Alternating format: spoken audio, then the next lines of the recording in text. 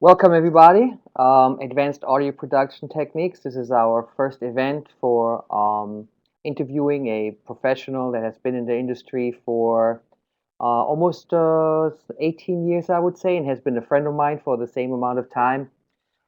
He's an incredible vocalist, vocal producer, um, coach, speech level singing instructor, has worked with amazing artists. That I'll let him tell you all about what he has done. And I'm actually going to just switch over right now to let him come on. There's a chat right here. You guys can actually chat while he is talking to you guys. And on the bottom here, you should see your question and answer page. Go ahead and during the interview, and we're going to do this in an interview style where I have some questions for him. He's going to talk freely about some of the ideas and things that he has learned over the time that he's been in the industry. But I also have a lot of questions that regard to things that we do and we learn in our course. So um, let's go ahead and let's all say greetings and hands up for our special guest tonight, Robert RAab, what I call him, Stevenson. Go ahead, Rob, and turn your camera on. I'm going to turn mine off.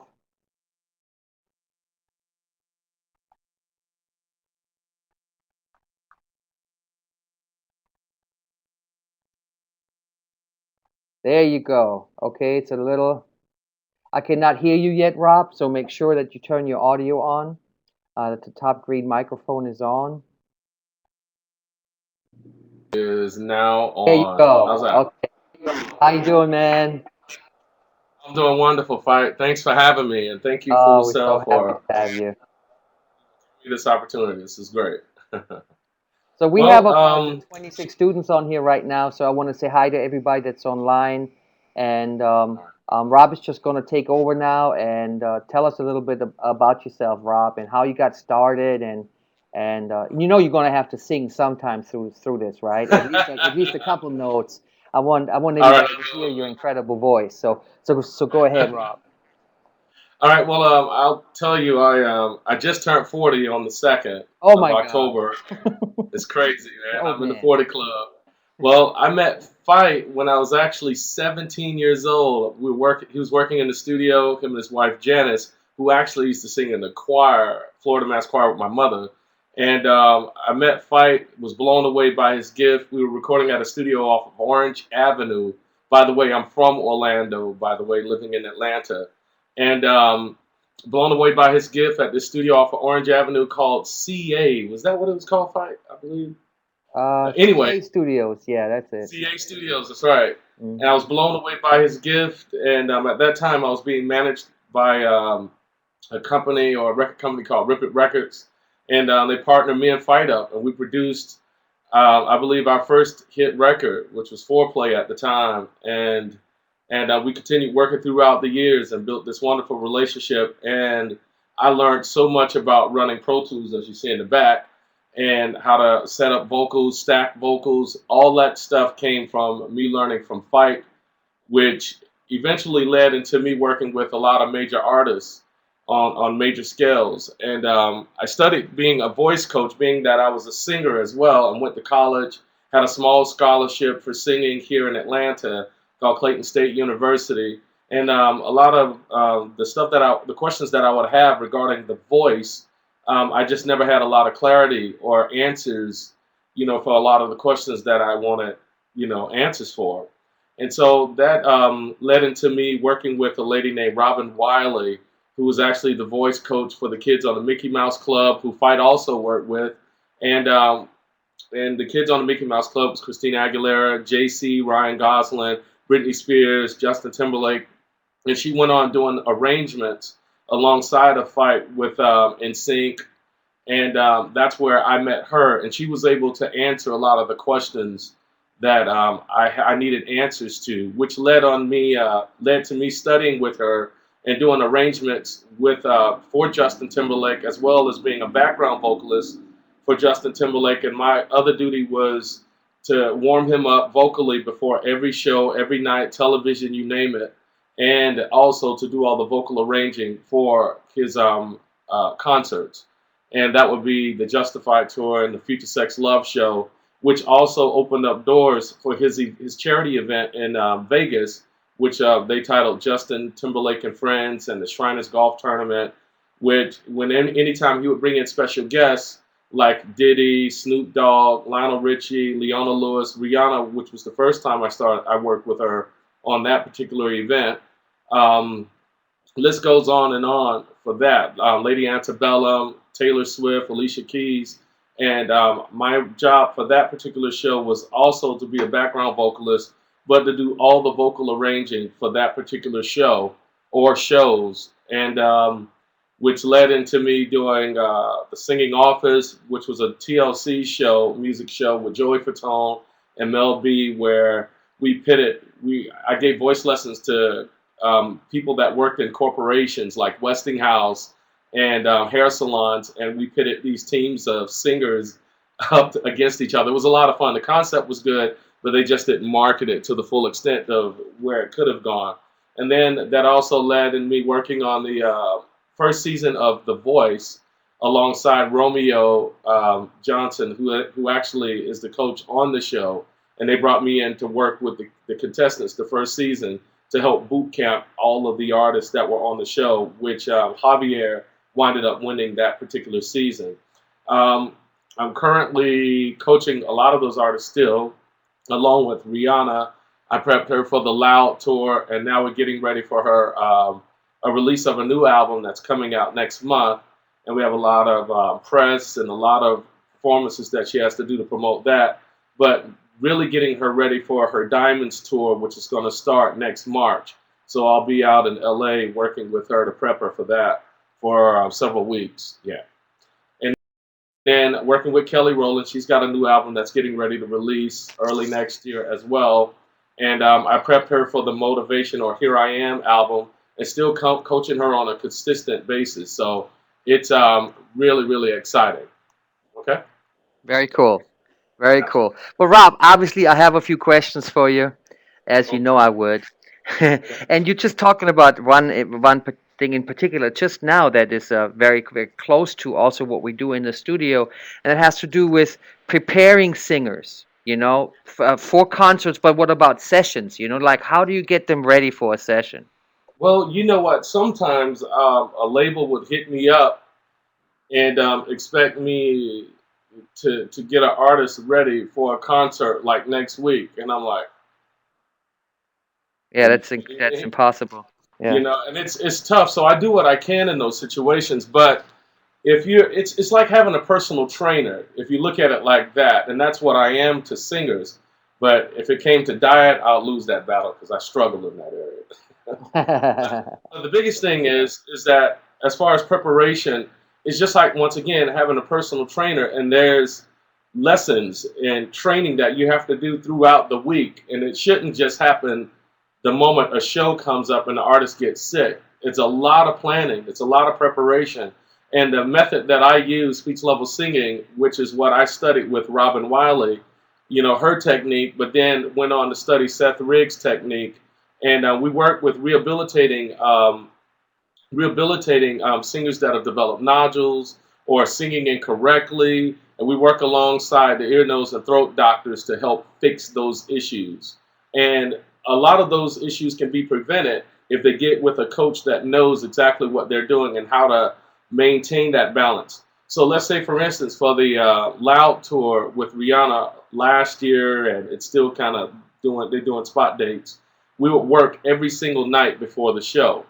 And with Justin, we would work every night of the show 20 to 30 minutes, of warming his voice up to be able to sing live and dance and run around the stage and be able to perform at an elite level, an athletic level, an elite level on stage.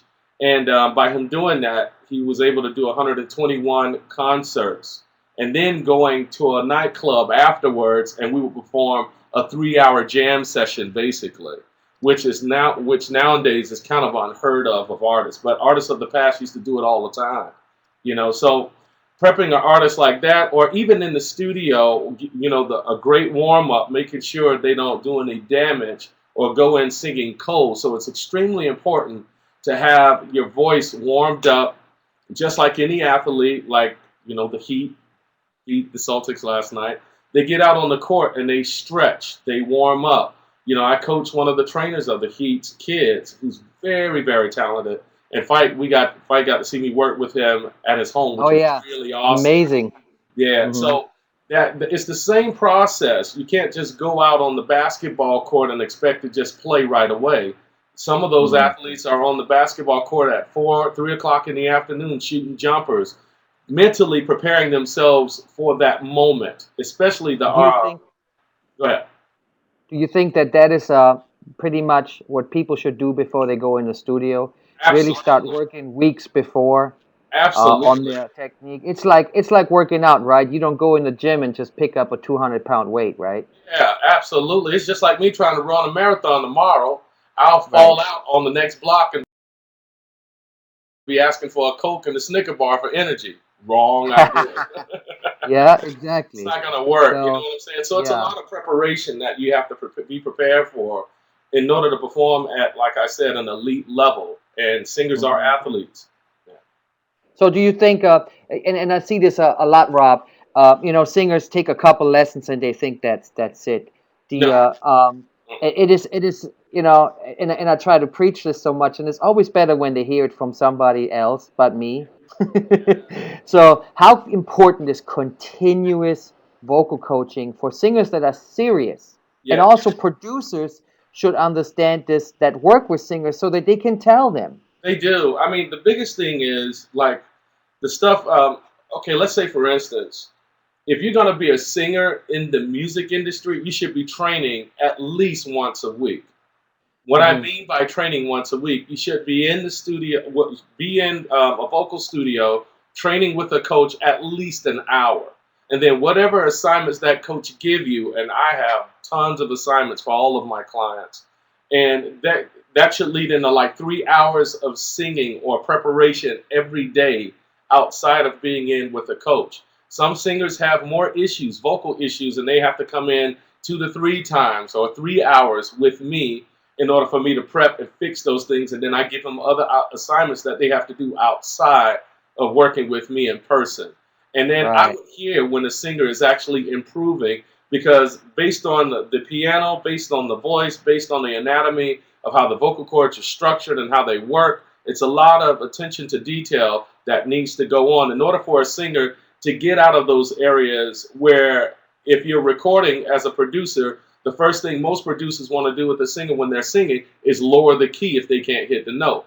Bad Hmm. idea. They really just need to go in and work with a coach and get that Hmm. area right and then come back and sing the song without lowering the key because it's something special when a producer produced the song and they hear it a certain way and they hear that singer singing it a certain way and if they're able to do it, we call it the sweet spot or the money making side of singing or the attention getting side of singing. And a lot of that stuff for a female happens between A flat, I'm sorry, yeah, it happens between A flat and E flat. Those are the money making notes. Those are your bridges. Those are the notes that a singer would actually be doing all the impressive stuff or the vocal gymnastics that happens around the chorus, going into the bridge or after the bridge. You know what I mean? So those are the money notes. And for a male, it happened between E flat and that A flat. So there's a lot of things that needs to happen in order for the singer to have more success. And by the singer working with a voice coach, with the producer that understand that, you're going to have a better product or end result at the end of the day. Hmm. Hmm. Hmm. Hey, can you show us where your bridge is All in your right. So vocals? in Because my people don't really understand. They when we say bridge, they might think we're talking about verse, chorus, pre-chorus, bridge. You bridge, know, no, it's not the kind of bridge we're talking about. And we can't obviously get too deep into yeah, okay, the anatomy of the voice. But there's a certain spot in your voice that's called the bridge where a lot absolutely, of people struggle. That's yeah. that's most people I've worked with struggle tremendously in that range. That's right. Well, what happens is if you look at a bridge, or if I can sum this up, there's different levels or areas of the voice. If you put your hand on your chest, you would and just talk or say something, you would feel vibration or the vocal cords resonating in your chest voice. That's a whole area of space. And as you ascend up the scale, you would actually move into another area of space, which is called the middle voice or the mix. And what is the mix? It's a mixture between your chest voice and your head voice, not falsetto, but head voice. So let's say, for instance, if I had to vocalize on E, singing E, I went from my chest voice, middle voice, head voice, super head voice, and then all the way back down into my chest voice. You didn't hear any flips, cracks, or yodels. By the way, they are the same thing. A flip, a crack, a yodel. What does that mean? When vocal cords close together, they close against the air, and they vibrate, producing sound waves. Does that make sense? So now the moment I blast too much air through the vocal cords, I get that flip, crack, or yodel. And that would sound like this. You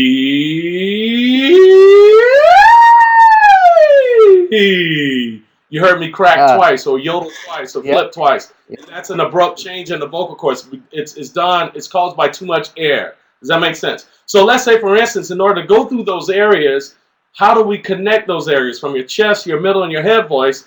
You go through these small areas called bridges. What does that mean? Those are areas where singers have a tendency to crack, flip, or yodel. Transitional areas. From a classical music term, we would call it a passaggio. But with me working with singers, I know the singers have multiple areas like that. And if you think about it, let's say, for instance, if I had to vocalize down here, singing a 5-tone ah, approaching my first bridge, which is going to happen around this E flat, and then again around the A flat, maybe A to B flat, and then so on and so forth. Every singer is different, but I'll give you an example of what that'll sound like. Okay, so if I went ah,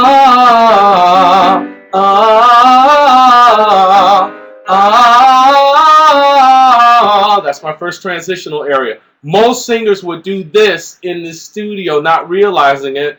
They would change one of the three things that singers have total control over. And number one, that would be your volume. You can turn it up, you can turn it down, you can get loud, you can get soft. Number two, your vowels. A, E, I, O, and U. Notice I said them like this, A, E, I, O, and U, like I'm having a conversation. Most people would do this in a song, A, E, I, O, U, sometimes. They don't realize what's happening. The larynx is going up really high, and they're activating the extrinsic muscles. What is that? The outer muscles. So if you put your finger on your larynx and just talk for a second, Adam's apple, fellas, you should be able to find it a lot easier than the females. But ladies, if you're talking, you'll feel that little thing vibrating, and you're probably saying, ew, hey, it's your throat, it's your Adam's apple, not mine. And you'll feel it vibrating, right?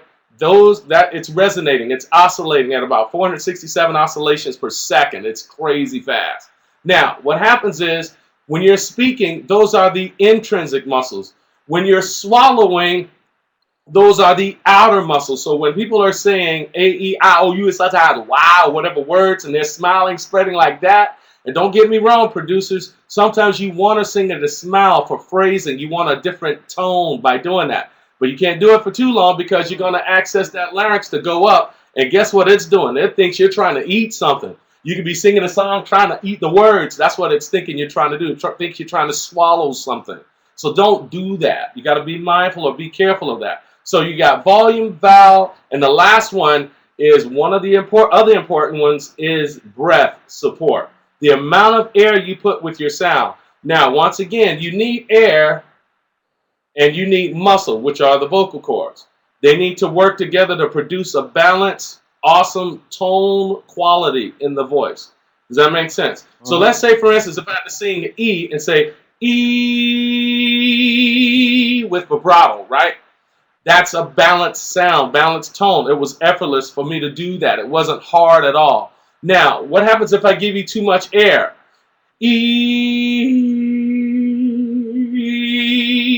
What happened? Well, you got a decrease in volume that you lost control over, and I was about to run out of air. The other thing is the sound became very airy and breathy. That's what I call falsetto. It's a false sound. It's not a singer's full sound. And falsetto can be in your chest voice, it can be in your middle voice, it can even be in the head voice. But people for a long time have always identified falsetto, which was being high. Yeah, and that's true. It can be up there as well. But what makes it different than head voice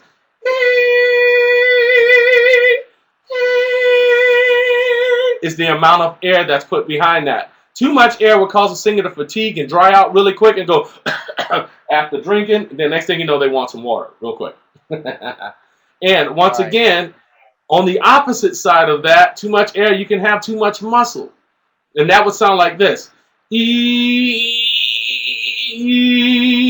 What does that sound like? It's strained, it's tension, sound like you got to go to the bathroom. Not good.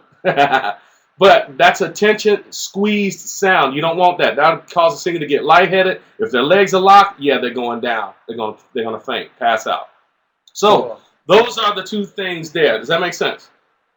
Cool. Absolutely cool. Now, All right, that cool. brings me right to the next question. You have somebody like this in the studio. We need some tips from you on how to deal with them.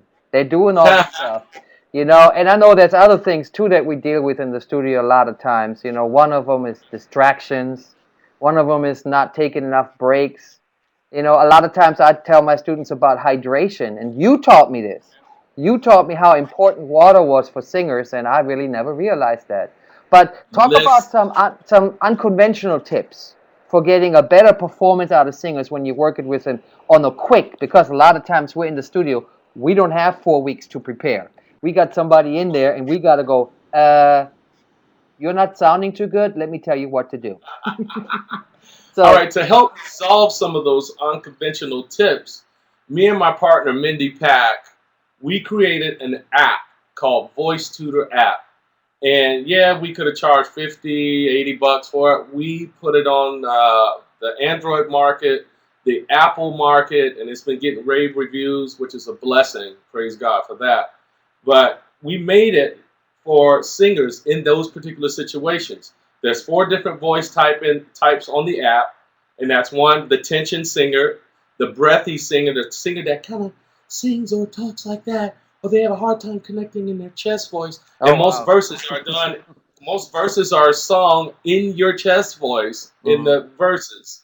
So you really got to be able to stay connected in that area. So that would be the breathy. The other one would be the flipper, or the singer that has a hard time singing because their voice is kind of moving and wobbling around like that. That would be the flip. And then the connected voice would be the singer that can go up and down the scales with very few problems. You know what I'm saying? So we created that for singers to be able to do warm-ups, to do training exercises. It will not replace having a real-life coach in front of you, but that's one of the tools and tricks that a lot of my singers and a lot of artists that I've worked with from television, they're using the app because it helps and it Mhm. works. It was made by singers for singers and And public it's, speakers, believe it or and it's not. called the Voice Tutor app, right? Tutor app. Yeah, you see, well, it's probably blurring because of Yeah. all the whites, Well, but I that's will put a link up for everybody that they can check it out. okay. That's definitely a cool little tool to have. Yeah, it Now, is. how important But do you think it is for a singer to actually memorize the lyrics in the studio? it's extremely important because if you're reading off the if you're reading reading off the sheet and just looking at the lyrics, now you're just reading a script basically.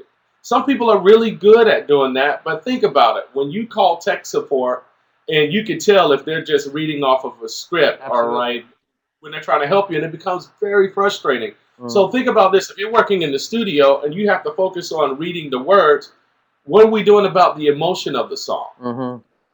You know what I mean? So you're disconnecting in some other area when and once again, it's a distraction because now you got to do that take over and over again. And the take that we normally keep, or a producer like Fight would keep after us working together for so long, we're going to keep the one that has the most emotion in it. And 9 times out of 10, that happens when you're not looking at the sheet of Mm-hmm. paper or looking at the lyrics. Yeah, you So it's can always tell extremely somebody important. reading, right?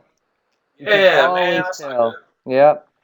Yeah, Yeah. and it's the same. And this is another thing I've actually and I'm glad you said this because it's one of the things I try to teach is hey, we can fix pitch, we can fix timing, We can fix Yeah. phrasing, but we can't fix emotion. And You another thing can. we can't fix is vocal sound. And you know, That's you right. taught me this also in the studio, and I want you to talk about this a little bit. How people will switch on you and you don't even realize it. And then you try to comp the tracks back together and you're like, wow, this is not working. Yeah. Because Yeah. they changed from one sound to another sound and they do it slick. They're very slick Yeah. about it. You know? Yeah.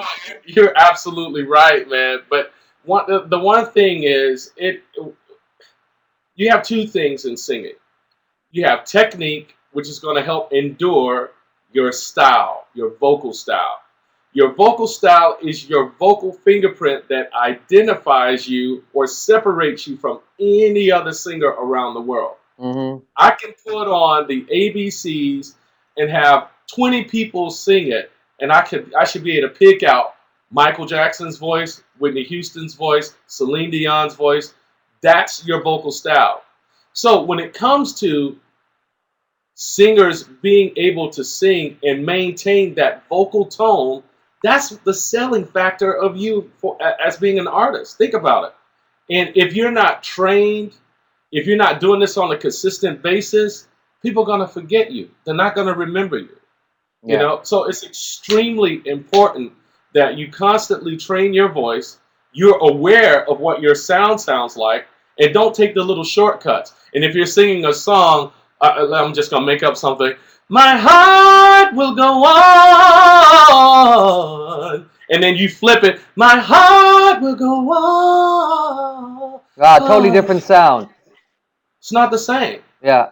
Yeah. It doesn't have the same emotion or the same flair or the same thing that people identify that buy records with. Oh my gosh, that person's voice gave me goosebumps. I'm gonna buy anything they put out on the market. You know what I mean? And Mm-hmm. that's the thing. That's the Yeah. difference. Yeah. Yeah, Yeah. Yeah.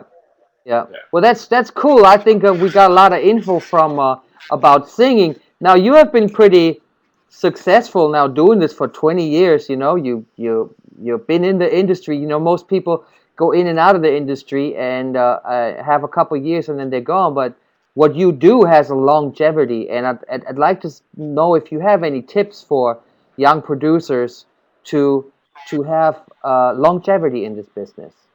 You know what? You know what? I think a lot of it is don't put yourself in the box. Mm-hmm. And if you're working in the music industry, you have to have multiple jobs. You have to be able to maneuver or use what you have. Like I couldn't tell you that I was going to be a voice coach. Mm. I knew I loved singing, I Mm-hmm. love writing, and I still do that. But I never in a million years would have been able to sit here and say when me and Fight started working, my gosh, 20 years ago. Yeah, yeah. I never thought I was going to be a producer. You know, I But you want to know be a what? singer like you, so I totally know what you're talking about. But once I heard you sing, I hung it up. I said, okay, that's it. I won't sing again. No way.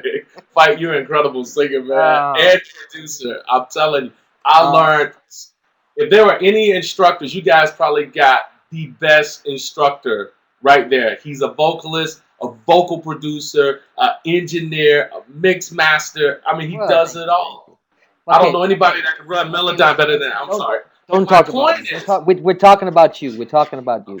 So, yeah, my okay, thing is, I was thinking of ways of where I can be a help to other singers. yeah. That's why me and my partner we did the app. We didn't think it was gonna sell like it's been selling. We didn't think we just thought that there would be a circle of our friends, and we haven't done any major mass marketing. But we've Mm-hmm. been featured in Macworld magazine. We've been featured in the Huffington Post, New York Times, and it's all praises to God. But my thing was, I just wanted to give singers tools that I needed being a vocalist. Mm-hmm. And I didn't know that was going to lead into me doing other things like coaching some of the biggest celebrities and biggest stars in the industry. I just sit there and laugh. I'm like, okay, God, what do you want me to do next? Wherever you send Mm-hmm. me, I'll go. And the biggest thing is preparation. I have three things that I've been living by for the last 5, 7 years.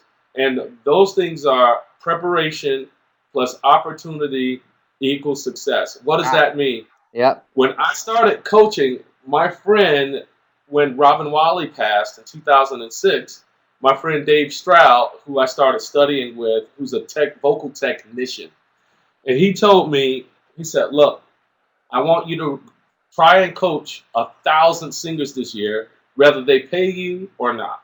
I was like, "Man, I got kids. I can't be doing that." He was like, "Trust me, 1,000 singers." After about 776 singers, I stopped counting. I was hooked on singers. I can't even go to a concert and enjoy it anymore because I'm constantly sitting there coaching on the front row. I'm like, fix it up, fix that, fix this. And my Yeah. wife elbows me in the side and says, stop it. But what happened was I was prepared. I was prepared. I was preparing for something bigger than what I thought I would be doing Hmm. because I would work with singers, go to church, and warm up the praise team for fun. And I was like, this is awesome. And then when Justin called me into the dressing room, and he was like, I need you to give me a vocal warm up tonight and every night here on out. I wasn't afraid. I wasn't messed Preparation. up by the pressure. I was prepared for that moment. I just said, okay, took my backpack off, opened up the laptop, let's go to work. And I was ready because I had done it over and over and over again in my mind. Hmm. And then and that was the opportunity. When that opportunity came, I was ready for it. And I tried to take the hinges off the door. Instead of just walking through the door, I tried to take that and everything I could. And that opened up other opportunities. And I thank God for Justin for giving me that chance. And I thank God for allowing me to be ready for that moment. And a lot of it is preparation. All the stuff me and you have done in the studio together, Fight, sitting there watching how you stack vocals and us working together, it prepared me for where I am to this very, very day, and wherever God leads me or takes me. There's So actually a trick you taught me. This was maybe 5, 6 years ago, and you were telling me about you were using a backup singer that is very used in Atlanta. She does a lot of backups for Christina Aguilera, and you were yeah, telling me about this Autotune trick that I thought was just phenomenal.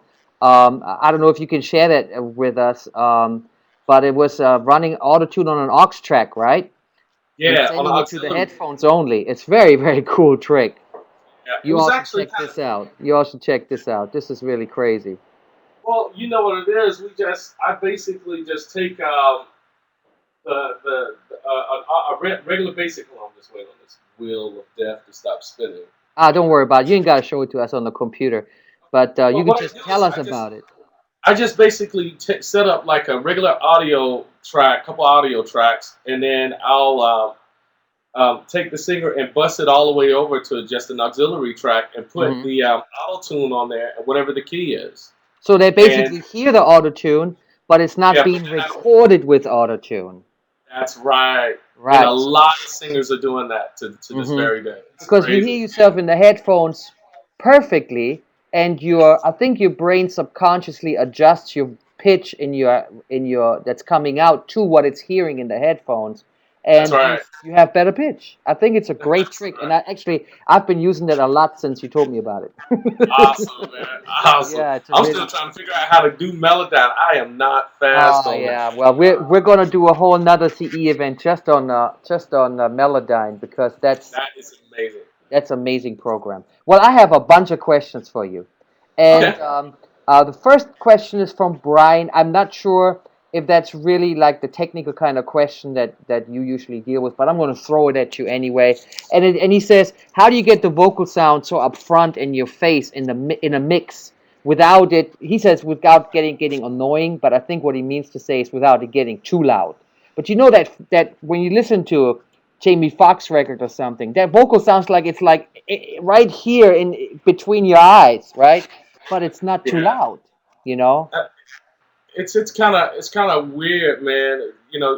Sometimes what I normally do for that, I add a little reverb or the reverb from Waves, and then I'll add the RVox, which I learned from Pipe, and basically keeping the vocal warm. And sometimes I put that CLA2 on it, and and sometimes it just works like magic. I make Yeah. sure I push it up just a little bit and let it Hmm. sit, and Hmm. everything else is spread it around it to Well, where I it's know, like for right here instance, in your face. with Jamie Foxx, for instance, record, that was the one where I thought, wow, that vocal is really in your face. I know Yeah, that they used a lot of compression on it yeah, afterwards, and it's just, who knows, maybe two, three, maybe four compressors. There's no limit now. So, yeah. okay, here's a very good question from Pamela. Okay. She says, how would you know if you have nodules? Ha ha ha ha. Okay, that's a female, Pamela. Great. There's a lot of different things. Okay, I'm gonna try and talk through it really quick. Allergy season. Allergy season. If you suffer with really bad allergies, all right. I know during the springtime we get all that green pollen all over the car. If it's on the car, you're inhaling it. Mm-hmm. So if you want to get something to the vocal cords right away without choking, cigarettes, smoke, pollen, that stuff goes to the back of your throat and just sticks there like gunk.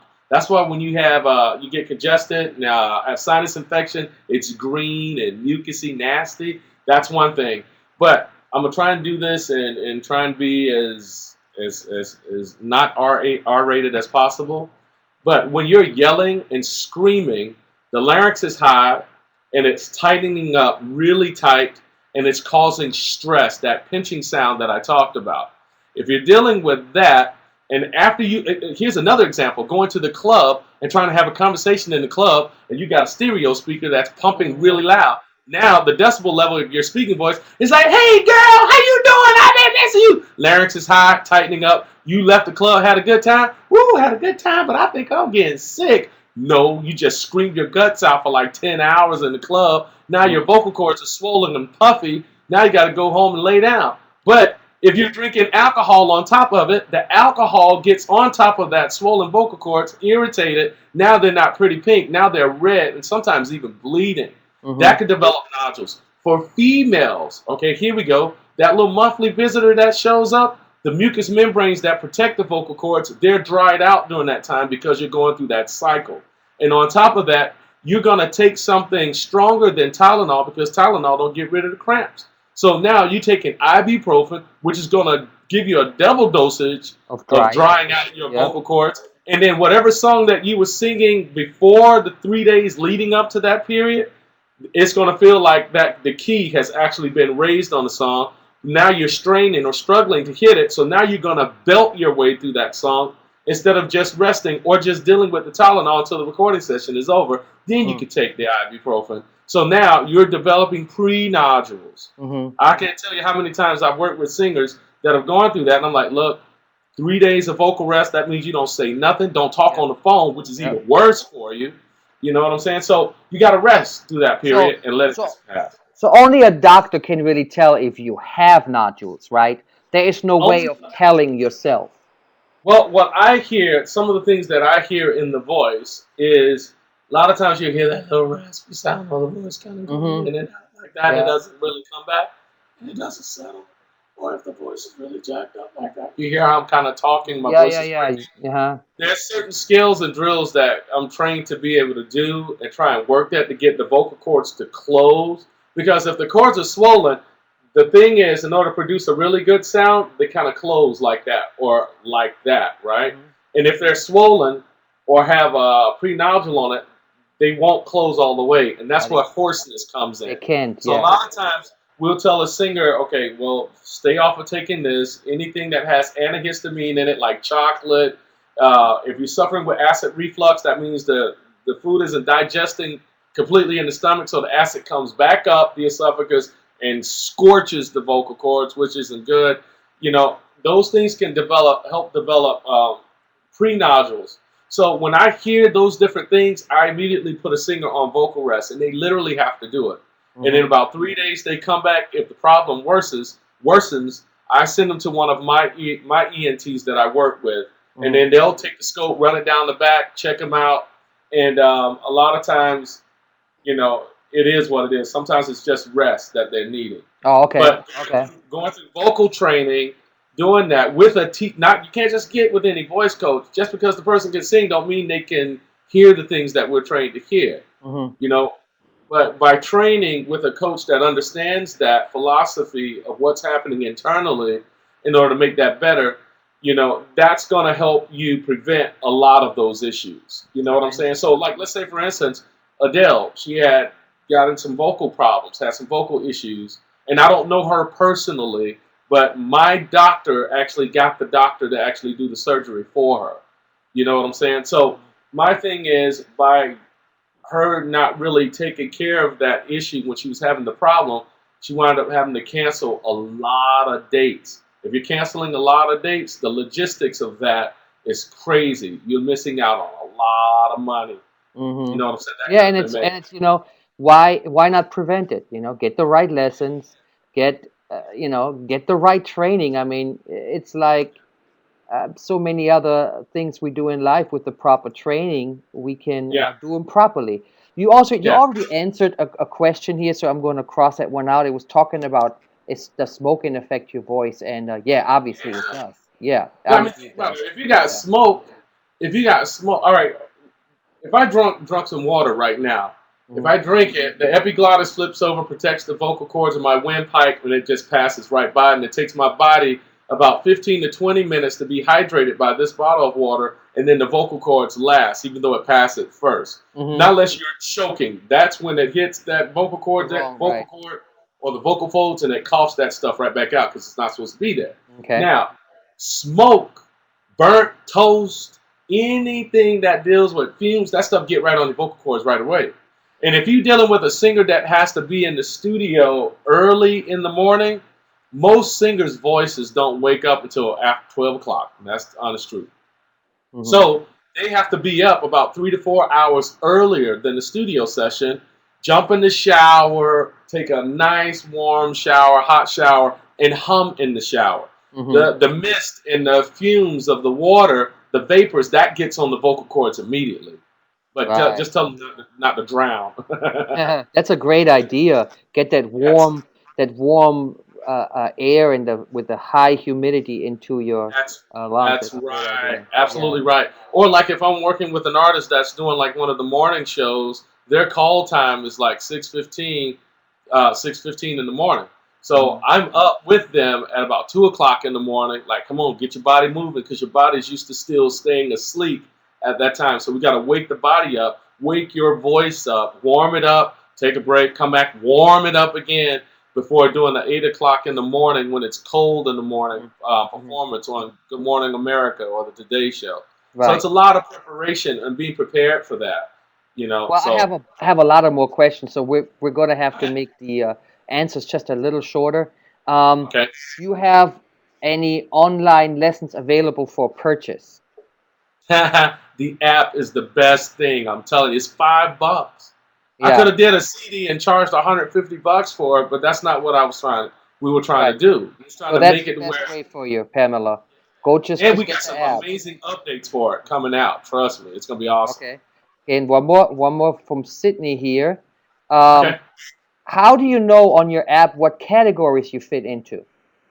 All right. So there's a vocal evaluation, and you got to listen to your singing voice, and most singers don't. Man, that's the biggest divorce in music history. You sing and you don't listen. Right. So let's say, for instance, if I was singing on the scale, when it gives you the 5-tone ah, that my friend Mindy, she talks you through that. My section is the more advanced, harder part, which is the riff and run section. And if I did the ah and I sound like this, ah, ah, what's wrong with that voice? No, I'm just laughing at your face. Yeah, it sounds crazy. Ah. And people think, oh, I'm the connected voice. No, you ain't. You gain hold of your breath. You're singing really breathy. That's crazy. Yeah, so when you're doing that, you got to think about those four voice types. Or what if the singer sounds like this? Ah! Yeah, that doesn't sound right. That's Ouch, that tension. hurts me just hearing that. Yeah, man, it sounds like somebody setting fire to my voice, and it hurt. It stings a I little. know that hurts. And then what about this one? If you're Too much doing air. that, that's pretty. Too much air. Yeah, well, that was the flipping one. Listen to it. Yeah, your voice is flipping. It's Mhm. cracking. It's yodeling, and it has a lot of air. That's what caused it. You know what Mhm. I mean? Mhm. So you got that one, and then the one here would be. You got that. That's more of a connected sound, but that doesn't mean you're connected because you made it through the first three. We're actually taking you through those areas where you're going to have an opportunity which I hope you don't take advantage of, to flip, crack, or yodel. And that'll be around that first bridge for a male, or the first bridge for the female, which will be the second bridge for the female up there, or the second bridge for the male voice. And at that point, after that skill is done, then you go back and look at the category, or you hit us up online and set up a personal lesson with either me or Mindy Pat. Oh, okay. I'm going to need a website for that at the end, but we'll send that. Now, another question. Is it true that lemon and honey is great for keeping the voice smooth? All right, honey is licorice root, the actual root itself. You can put that little thing in there and stir that honey around and get some throat coat.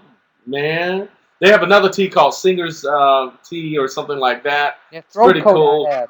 Yeah, but Singer's Throat tea, I coat never is heard of really, that. yeah, it's a Singer's something. I don't really use it. I don't like the taste of it, but then some people don't like the taste of throat coat. But if you put Yeah, about that much honey in the bottom of a coffee cup, anything tastes good. anything tastes good. Okay, But what do you do about a vocalist who can't stand still, Rob, in a okay, studio? one more thing. I'm sorry, Oh, but I'm sorry. Go ahead. the lemon, sometimes it helps break off a lot of the mucus up in the back of the throat. But you got to also remember, lemon is acidic, like orange juice, apples, and Very. all that other stuff. So if you cut your finger or cut your hand, squeeze some lemon juice on it and see what that feels like. Ouch. Yeah. But I don't Yeah. really do the lemon thing with singers because it just irritates it even more. That's my thing. But if it works for you, so be it. But I don't do it. The lemon. Okay. Okay. Okay.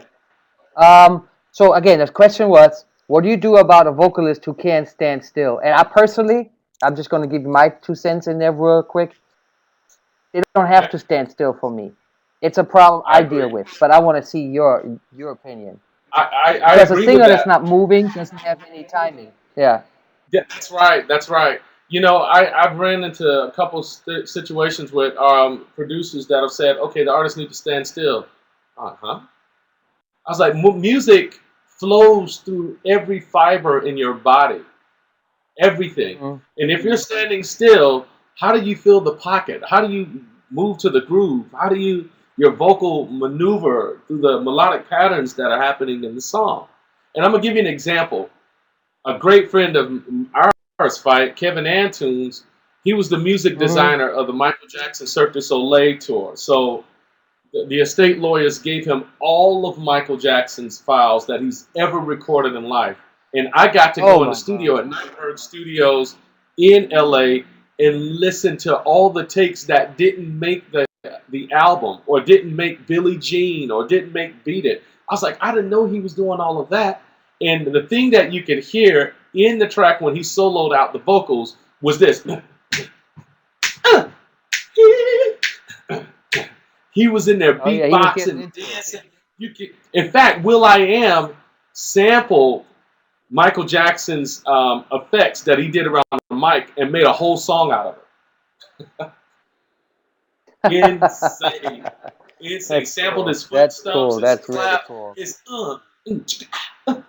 and made a whole new record off of it. Mhm. Hopefully we'll Yeah, get to he hear did it that. soon. Yeah. Yeah. Okay, another question. Okay. How do you mix vocals as a, oh, this is a tough question. I'm going to have to read this. How do you mix vocals as it pertains to verses, stacks, and hooks? And what vocals do you consider to be the heroes and which ones are just the support of the other ones? Does it make sense? You want me to? Kind of, sort Basically, of. what he's asking is, like, how many stacks do you do, basically, and then which ones of all the parts that you're recording do you mix louder than the others? I think that's basically what the question comes down to. That's a great question. All right, so this is what I do. With me being a vocalist, I don't know if you can see this, but that's a baby session of what I got with very few backgrounds. That's probably about 20, 30 tracks of just background vocals. Got about 20 But tracks. Yeah, we can see it. yeah. So I'll take like one part, which is the main hook idea, and I'll stack that 4 times. And then everything else, I'll stack everything else 4 times. And then I'll pan them. I'll pan them out, fly them out. But the main hook is going to be up here, Oh, and everything is going to... let me stop you. Panning. Well, you just did something important. Let's add that to that question. You pan everything hard left, right, or do you kind of use the sweeping from 8 o'clock to 4 o'clock? Kind of use all the space. You know what? From working with you, Fight, and, Are you and, breaking and up a little bit? can you hear me? From working with you and studying and seeing how you've done things, you've flipped things around, and it Mm-hmm. depends on the mood of the song.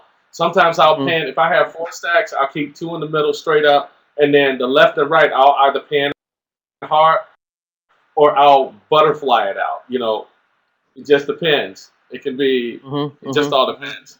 When I say butterfly, Depends on it's the not song. hard. Right. Right. Right. Yeah, it depends on the mood of the song. And Mm-hmm. Mm-hmm. and also the part. But the way that I arrange background vocals, the background vocals, if you were to mute each one, they would sound like lead ad libs or lead riffs. And and I've learned Mm-hmm. that also working with Fight and then working with Justin Timberlake after arranging parts and hearing how he's arranged stuff that I've actually had to pick apart in order for us to sing on stage.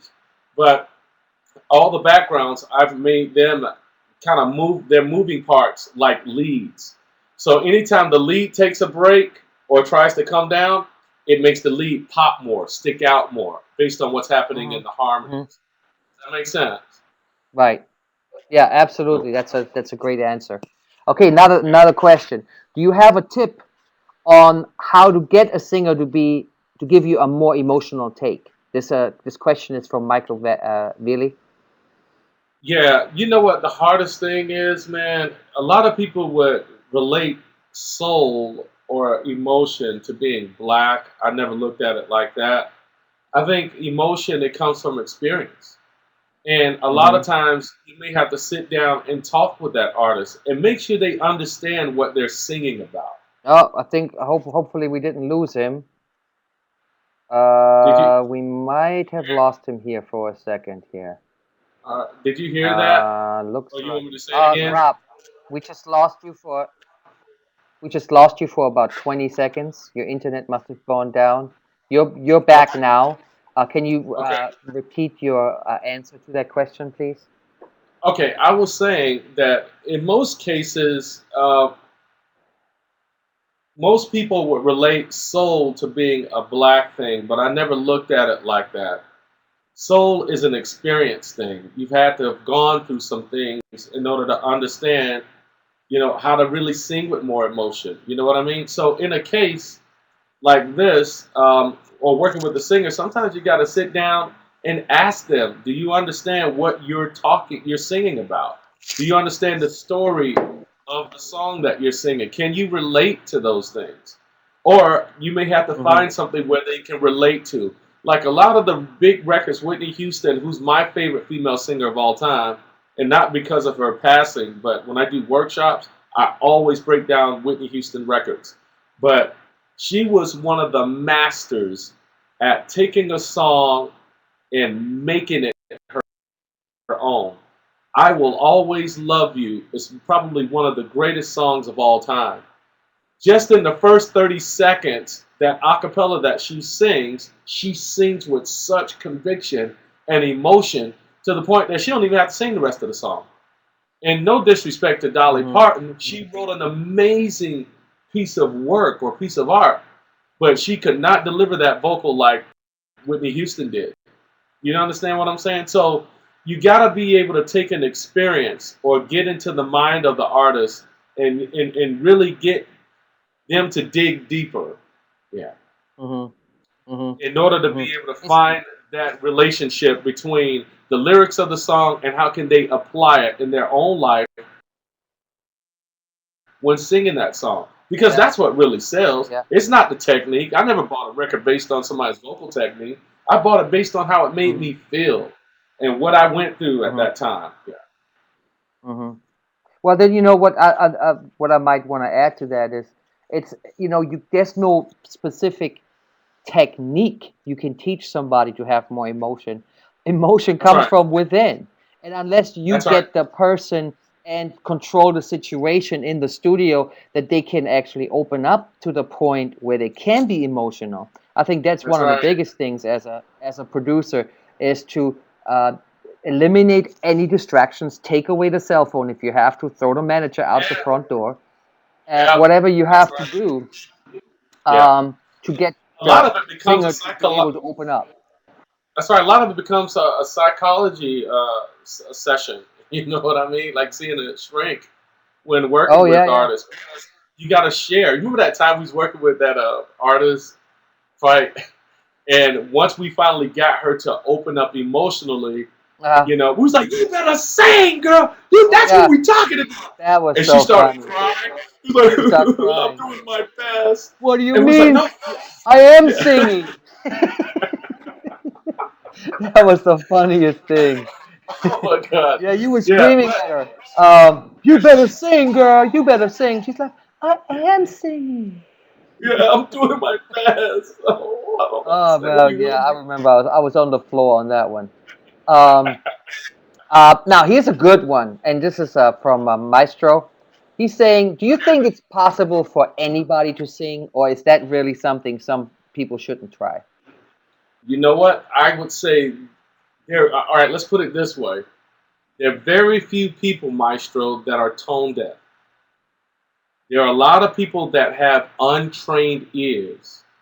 There are people that have the gift. There are very few of them. It's the gift that I believe God has put in all of us, but they have that special gift, and in my church we call it the anointing. Mm-hmm. They can sing anything and just bring you to tears or make you the happiest person in the world. And those singers have that gift without any vocal training. Not saying that they don't need the vocal training, because even Stevie Wonder to this very day still gets vocal training. His Wow. voice gets balanced. He does. I know this for a fact. Michael Jackson, in preparation for the tour, was getting vocal training every single week, every day of the week, basically, Mm-hmm. to prepare for this tour. So once again, and those singers that have the untrained ear, they come in and they get vocal training and they wind up singing very well. But a lot of those singers, they miss the mark when it comes to the emotional side Yeah, of it. yeah, yeah. I'm not saying they can't ever get it, but if I take two amazing vocalists, one that has the gift and the one that's been trained to really sing every note of the song, I guarantee you'll take the one that has the gift over that singer every Sure, time. sure, sure. Now, I only want to do one more question. It's almost 1 o'clock. And Dang it. yeah, we're having fun, but you know what? These things can go on for hours sometimes. And Yeah, I believe in quality over quantity, and it's that's been fine. super high quality. So, one more question. This is from Jason. He's in advanced audio production currently, and it's a great Okay. question. What is your average amount of background vocal layers you create for a song? And I think when he says layers, he doesn't mean takes, but do you do 3-part harmony, 4-part harmony? Do you do multiple harmonies on top of each other? Like, what's your average? I start out with 20 tracks in my template, Okay, that's your sometimes template. 24. Okay. My template is 20 to 24, whatever the mood of the song, depending on the stacks. Certain parts may have only 2 parts, Mm-hmm. but then they'll branch out to, let me see, on this particular record, 1, 2, 3, 4, 5 in some parts. Yeah, man. Yeah, it can get pretty ugly in my case. I've seen sessions come from you with 40 tracks because you had one part going on with 16 tracks, which was a 4-part That's right. harmony, and then another one started before that one ended, so you needed another 16 to overlay it. Yep. And then you had some what do you call those tracks again? The candy or sweetener tracks or whatever that just Yeah. sing like one note or something in the whole harmony. Those are really cool, by the way. Little fillers. I'll put little fillers in there to fill in the gaps and moving parts. Yeah, the moving parts. Yeah, those I are had a those are song that really went cool. like, "Ba-da-da-da-da-da-da." I would have one that would go, "Ba-da-da-da-da-da." It'll just move around that. So when you solo it, it's like, wow, there's a lot going on. Yeah, I tell But you. I'd rather do a lot and then start muting stuff. You know what I'm saying? So Yeah, you know what? get more into the recording. I always tell people this: record as much as you can. You don't have to use it all.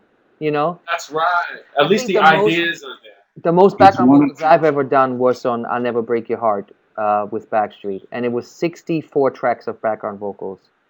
And but at the time, I just didn't know what I was doing. That's why I did so many.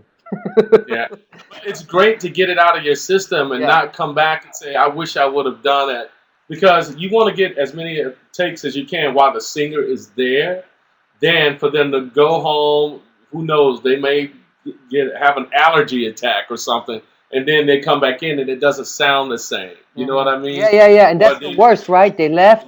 yeah. You go, oh my God, I have this one more idea. Why didn't we do it?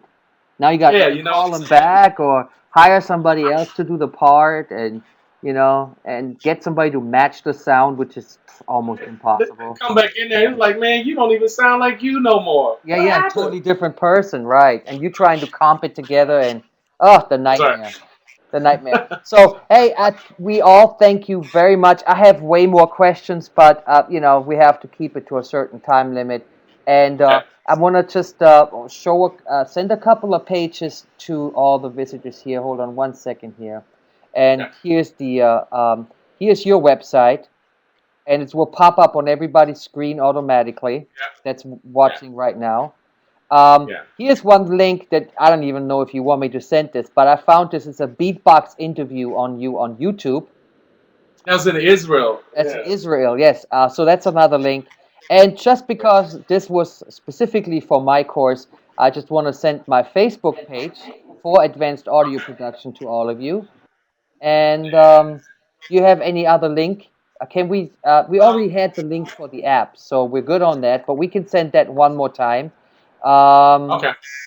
Steve Cox, if you're still online, wait a minute, maybe I can find it. It was in here somewhere, and I will post it again. I don't That's see fine. it now. Yeah, it's the voicetutораpp.com. www. Okay, okay. We'll make sure everybody has that. And then I think then we're good. And again, thank you so much. Let me switch back Got it. to this view here, and we can see who else is here. 59 people. Oh, we had some nice visitors today. And Awesome. thank you, Rob, and I'll talk to you in a couple of days. I appreciate you very, very, very much, okay?